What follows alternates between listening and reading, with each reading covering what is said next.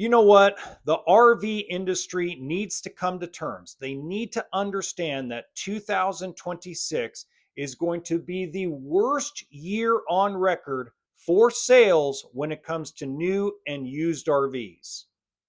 Or is it? Welcome to HB RV Lifestyle, and today is your December 2025 RV industry update. Now, the main thing I'm going to talk about today is an article that was on rvbusiness.com. I'm actually going to link it in the description box below so you can read it a little bit later. It's a great read if you want to take a look at it. And what it talks about is some of the generic spending habits that Americans have had over the course of 2025. There's a lot of information about inflation, price increases, tariffs, just overall great information. But you got to read between the lines. So I'll give you an example. This is the best example I can give you. Amazon laid off 14,000 employees, or is planning on laying off 14,000 employees. That's something that's been in the news since, I believe, the end of October. But if you go look on the back side of the world, even though they're saying it's because of AI, if you actually go look, they've requested and been given over 14,000 HB1 visas to bring workers in from foreign countries to the United States. So there's a lot of overhype about AI taking over jobs. Will it over time take over positions? Absolutely. There's no denying it. We're going to go through a transitionary period. There's no denying that, but I believe we're getting way ahead of ourselves right now. So realistically, they're bringing in outside employees and they're replacing the 14,000 employees that laid off because of AI. And they'll get away with it. And they'll get away with it because they're going to change those people's titles and jobs descriptions to prevent themselves from getting sued.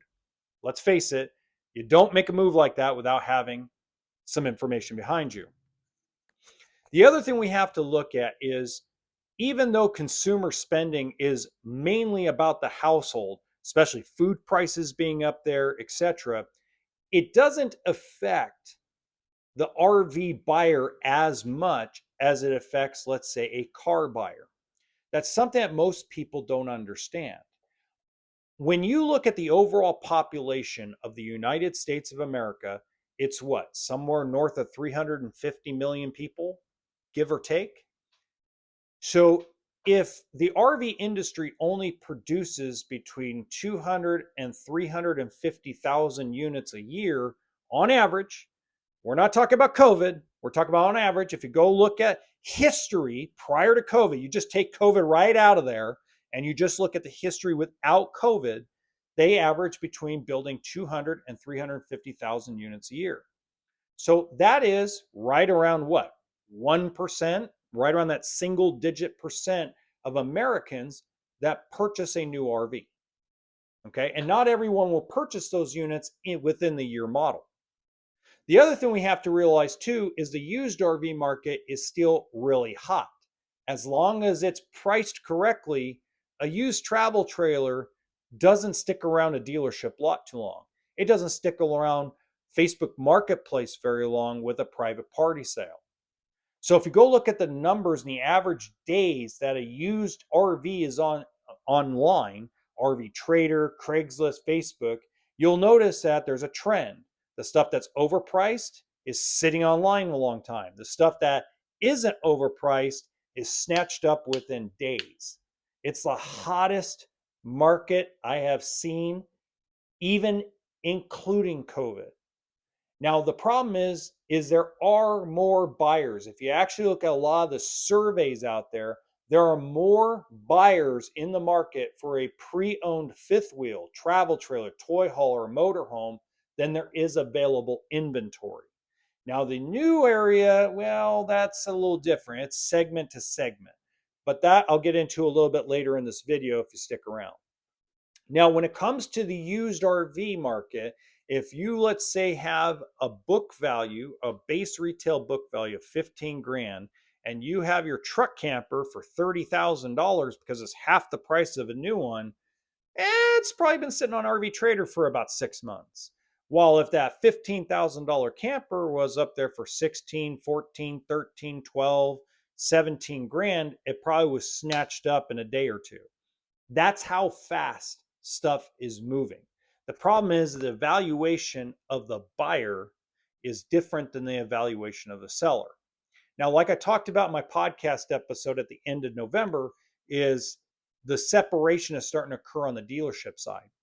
And what I mean by that is we were at a point where dealerships were actually pricing used inventory, for cheaper than what the private party market was bringing. Now all of a sudden that's kind of flip-flop. Now you got some dealerships out there that are overpricing their used. Now you got some private party sellers that have decided to join them and raise their prices. Now, most people are complaining, oh, there's just nobody coming on the lot. Nobody walks on the lot anymore. It's very rare. People walk on the lot to look. They purchase over the phone or over the internet anymore. They purchase using their phone.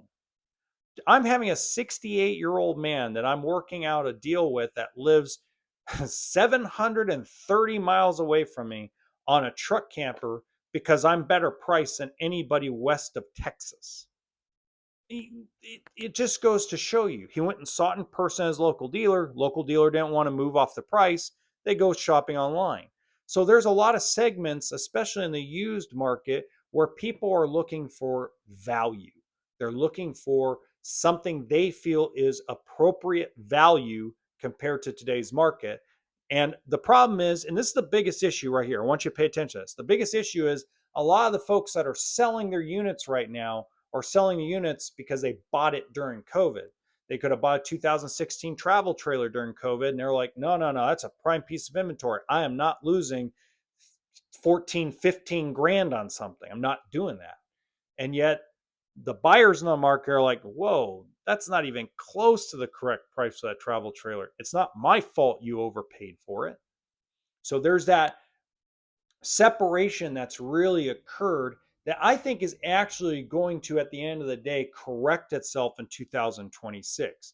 I truly believe that used RVs will sell at a record pace in 2026 because I think eventually the folks that have their stuff on the private party market are eventually either going to sell to the dealers or they're going to drop their prices and put it correct to the actual market value of what the buyer's interpretation is.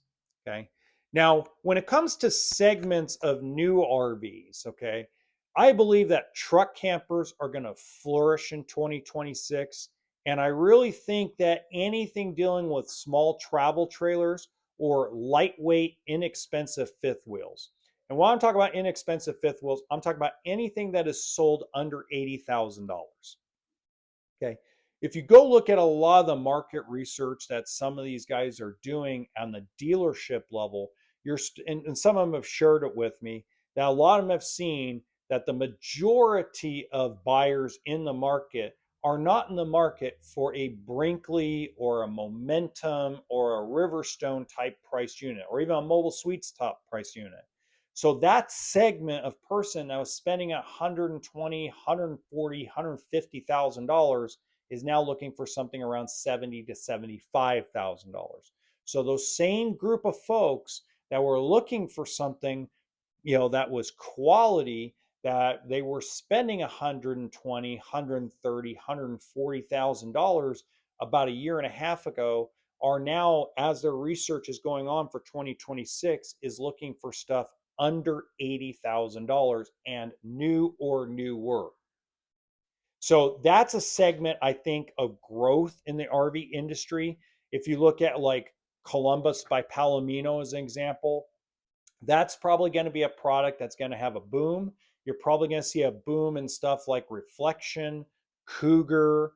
If Brinkley decides to come out with like a cheaper unit, just companies in general, if they're going to be able to have a dealer make the margin they make the margin they need to make, and get the unit sold for under 75 grand, I think that's a segment of big growth. I think another segment of big growth, based on the data that I have, is I believe that the under 30 foot in total length travel trailer, if it can be sold under $30,000, I believe that's another segment of growth as well. I believe what's really going on is the problem is, and this is the biggest issue when it comes to manufacturers of the RV industry, they don't pay attention to the actual market trends. They pay attention to stuff that really doesn't matter to the consumer. Okay. I'll give you an example. Okay. And we're going to use Grand Design as an example because Grand Design is in the middle of that frame lawsuit. Okay. So if you go look at the frame lawsuit, you go look at everything that's gone on with, uh, Transcend travel trailer slide problems, just things that they've had over the last couple of years. They don't realize that the more, just because you keep throwing more money at the technology and the growth of the unit, that increases the price. You're not going to be able to sell enough of them at the price point. What you really need to do, and this is what anybody needs to do on the RV manufacturing side, the RV manufacturing side needs to get back to the basics of what they did during the Great Recession. Okay. You need to set a lineup of travel trailers or fifth wheels that has not stripped down, but doesn't have the solar, but is solar prepped. Allow the consumer to pay a cheaper price for the fifth wheel, for the travel trailer, without all the bells and whistles, and allow them to choose their own bells and whistles.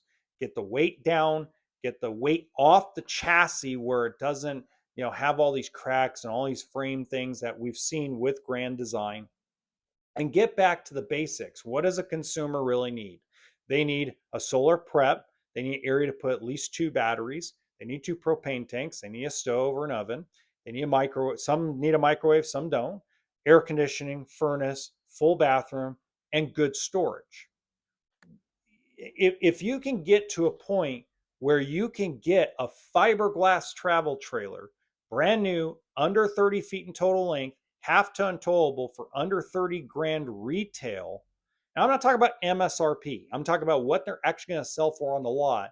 That segment, that company will grow tremendously because that's the market that the consumer base is wanting to pay for a new fiberglass travel trailer.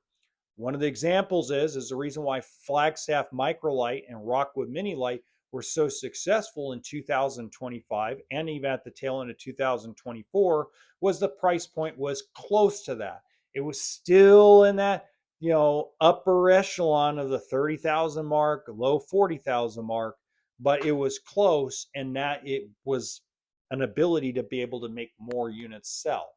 The problem is you need that dual axle fiberglass trailer that sells under 30 grand to be successful in 2026. I would guarantee you if every manufacturer from Jayco to Grand Design to Brinkley to Forest River to Coachman, all these manufacturers, if the first one does it and they're successful and have a boom, it's like R&D says, research and duplicate. Okay? Now, that brings me to the other thing. The reason why I'm saying this is because I think there's going to be big growth in the new RV market. I think we'll have another 3 to 5% growth next year if the manufacturers are smart about how they do their pricing and how they actually move forward into year model 2027. That market of people that are going to spend over $100,000 on a fifth wheel is shrinking dramatically. So now you're going to be in a situation where you have too many manufacturers in that playpen and too much inventory in that playpen and not enough buyers. So hopefully the manufacturers pay attention and actually dive deeper into the analytics of everything. And the best way to get that analytics is contact a guy that actually does the homework. Stop using guys that are trying to make, if you build, there's a big segment of people that want a $150,000 live-in fifth wheel. It's not that big. And now you're in a playpen full of, 50, 60 brands. I mean, it's just ridiculous. Now, at the end of the day, interest rates are not going to go down. Not to a point that's going to affect anything. I'm going to repeat that again. interest rates are not going to go down in 2026, at least not enough that are going to affect anything when it comes to RV, boat, power sport purchases.